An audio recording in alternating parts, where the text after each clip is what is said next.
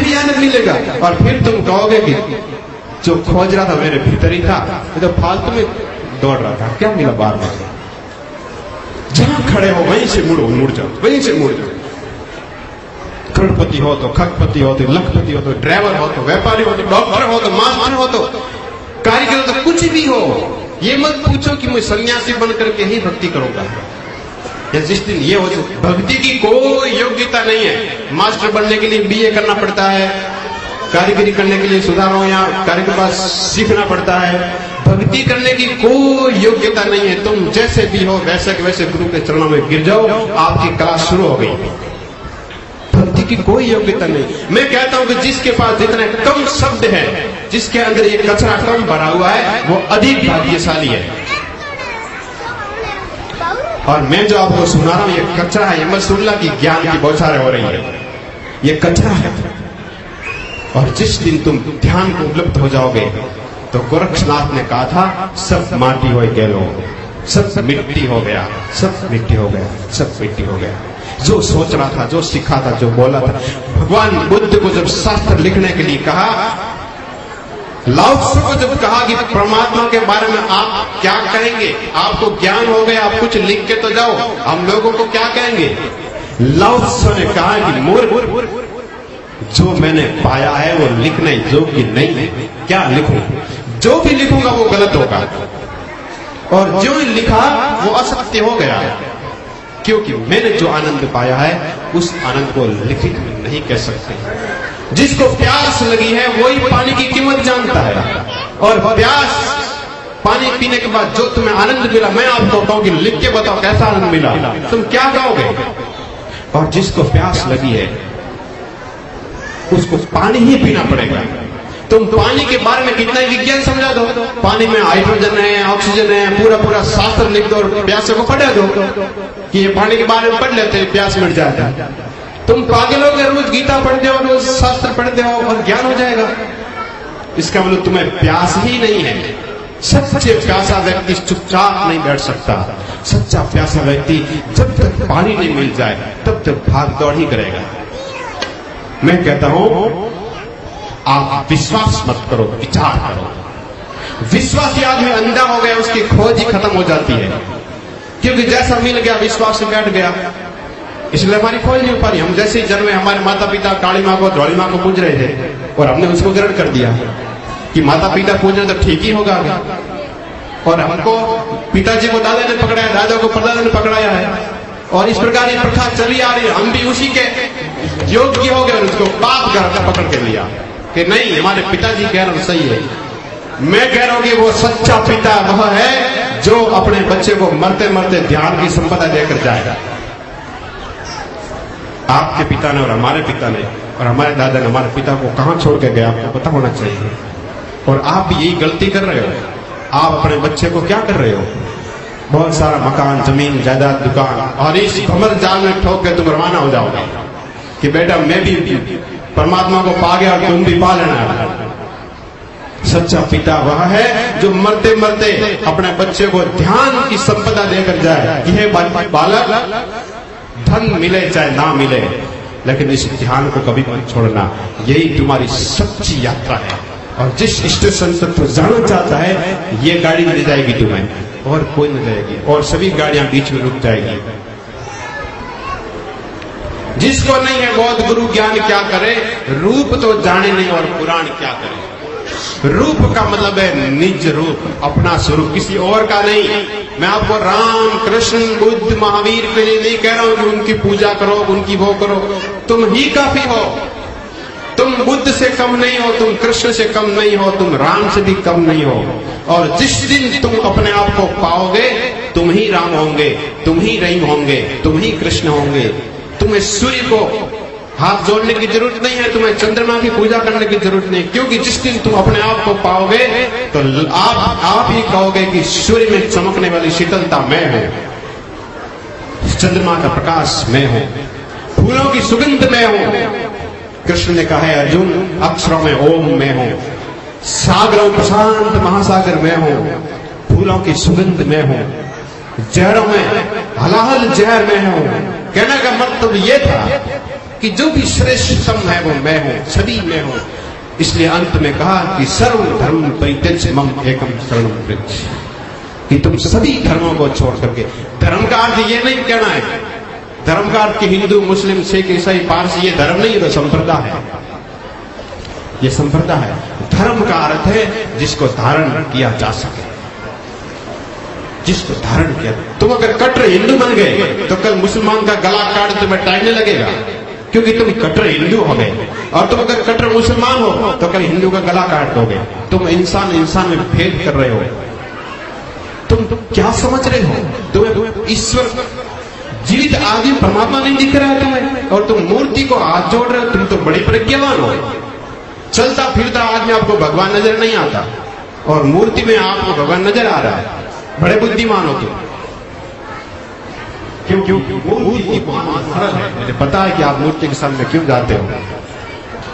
आज मूर्ति के सामने जाकर के, एक गांव का एक साहूकार था, और गांव में साहूकार कौन होते हैं, जमीन जायदाद कौन होते हैं, उसके बारे में ज्यादा बात नहीं करूंगा।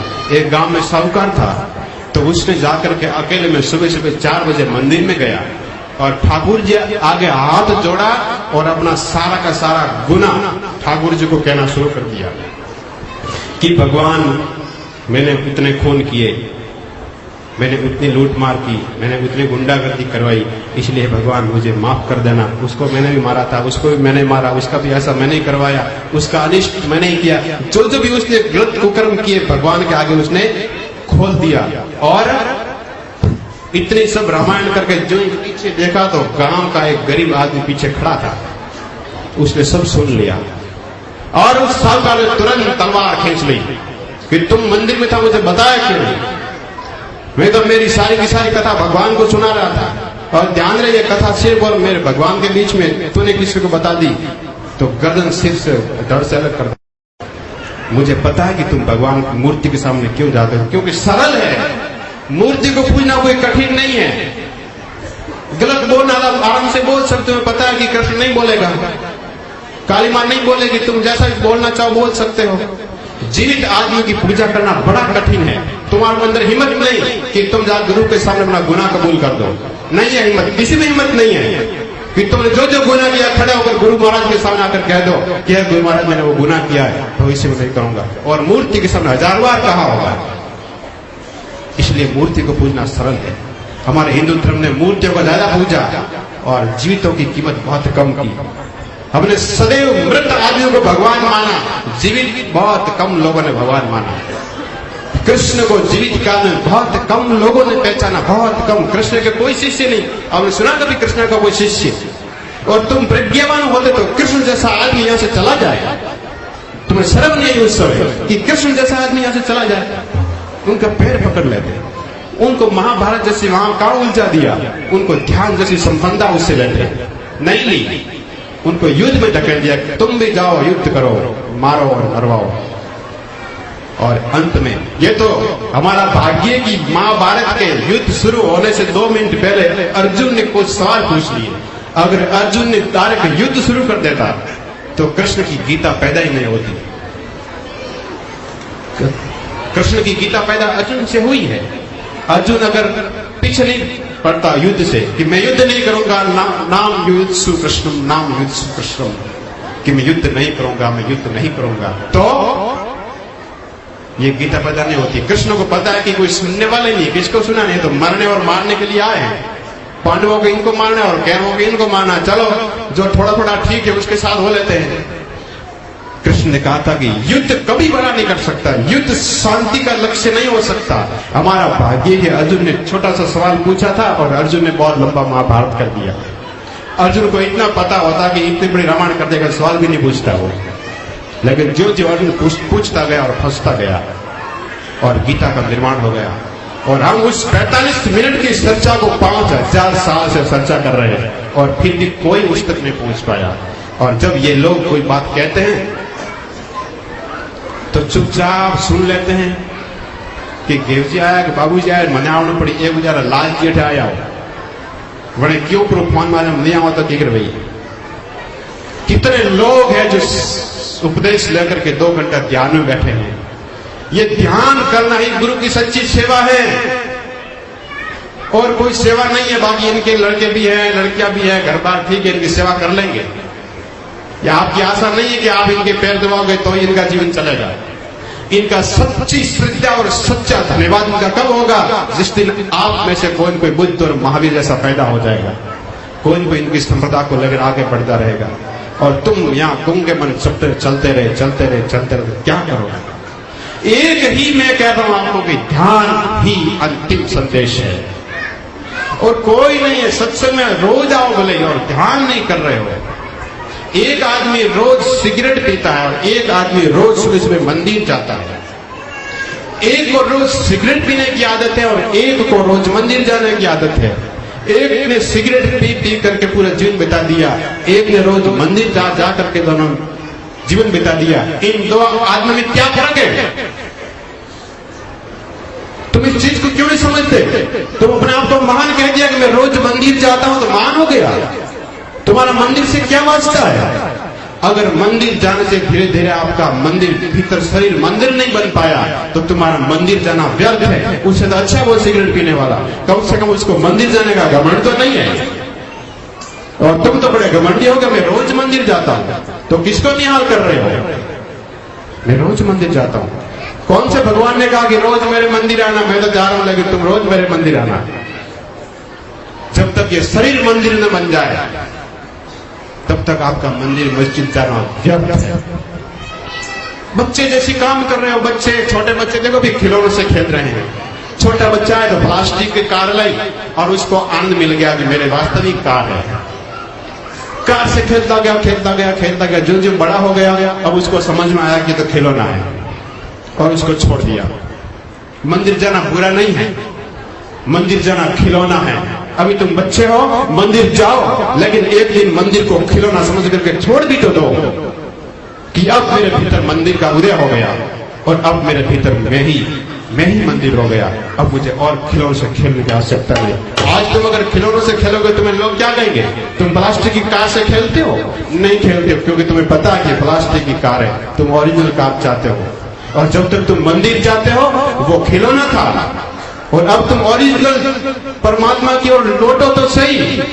ओरिजिनल पत्थर में नहीं है, और जिस दिन तुम परमात्मा को पाओगे वो पत्थर में भी था और तुम्हारे भीतर भी था। पत्थर में नहीं है ये बात भी नहीं है, लेकिन पत्थर में नजर आना बहुत मुश्किल है। जितना जीवित में नजर आएगा उतना पत्थर में जल्दी नहीं आएगा। तुम मीरा नहीं बन पाओगे, मीरा बनना बड़ा कठिन है। मीरा के गीत गाना सरल है, तंदूरा बजाना सरल है। मीरा के भीतर भी तुम क्या जानते हो? मीरा कौन? मीरा तो अपने राजकुल खानदान को छोड़ करके बाहर आ गई, और तुम्हें एक तिलक लगाने को कह दिया जाए तो शर्माओगे। हम तो राजपूत है, तिलक कैसे लगा सकते हैं? तिलक तो कोई ब्राह्मण पंडितों का काम है। आपको एक माला पहनने को कह दिया जाए तो आप नहीं पहन सकते, क्योंकि अहंकार को छोड़ना बड़ा कठिन है। अहंकार को छोड़ने वाला व्यक्ति गुरु के चरणों में गुरु का अर्थ इतना ही है कि जीवन में एक आदमी ऐसा हो जिसके सामने हम पूरा झुक जाए। हमारा झुकने के लिए एक आदमी दुनिया में होना चाहिए जिसके सामने हम झुक सके, और बाकी सभी के सामने तो झुकते नहीं है। जितना झुकते हैं भीतर अहंकार उतना ही अकड़ होता है कि मैं इसके सामने झुका। अभी झुकते तो नजर में झुकते हो, लेकिन भीतर से और टाइट हो जाते हो। मेरे पास एक आदमी आया और उसने कहा भाई साहब कैसे हो? तो मुझे उसने क्या कहा? बस आप इस शरणा में बैठा हो। आप समझे ना कौन? मुझे आदमी मिला, उसने कहा, मैंने कहा कैसा भाई साहब? उसने कहा कि बस आप शरणारी धूल हो। मैंने कहा आदमी का टेस्ट कर ले, हाथ ऊपर ने कहा आदमी। मैंने कहा तू तो वास्तव मेरे शरणों की धूल है। और खड़ा हो गया कि मां साहब क्या कह रहे हो? मैं आपके शरणों की धूल कैसे हो? मैंने कहा आपने तो कहा है, मैंने आपके शब्दों को दोहराया। आपने कहा मैं तो सारे शरणारी धूल। मैंने कहा वास्तव तुम मेरे शरणों की धूल हो। मैंने कहा मां साहब तुम क्या कह रहे हो? तेरे शरणों की धूल और मैंने कहा मैंने नहीं कहा, तुमने कहा, और मैंने तुम्हारे शब्दों को दोहराया। यह है आदमी का मुखौटा, भीतर क्या है और कहना क्या चाहता है। मंदिर में जाता तो भक्त बन जाता है, और सीढ़ी से नीचे उतरता है तो 3 गुना अहंकार के साथ बाहर निकलता है। तुम मुखौटे उतारो। ये मुखौटे है ना, राम कथा में कोई लक्ष्मण का मुखौटा पहनता है, कोई सबरी का, कोई राम का, कोई सीता का, और कथा से बाहर गए और मुखोटा उतारा, लगा कि तो ये आदमी था। तुम्हारे अंदर मुखोटे हैं, इस मुखोटों को खोलो और भीतर तुम कौन हो अपने आप को पहचानो। तुम कितने अहंकारी हो, कितने क्रोधी हो, कितने कामी हो। अगर इतना है तो गुरु के सामने झुक जाओ और गुरु से कहो कि मेरे अंदर ये चीजें हैं और मैं उसको स्वीकार करता हूं, और लेकिन आज से मैं ध्यान में लगना चाहता हूं।